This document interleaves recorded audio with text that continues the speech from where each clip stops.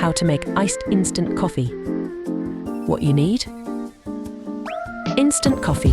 Hot water, cold milk, sugar, ice, cinnamon, pumpkin spice, nutmeg are optional. Heat water in a glass teapot kettle. Add your instant coffee to the glass and stir it together until the coffee granules dissolve completely. Stir sugar or spices into the warm mixture if you want added flavours.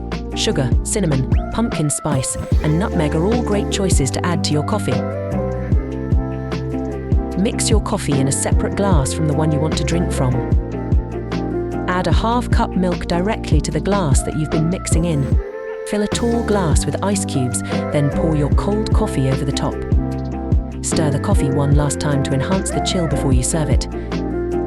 Thanks for watching. Subscribe for more how to make videos.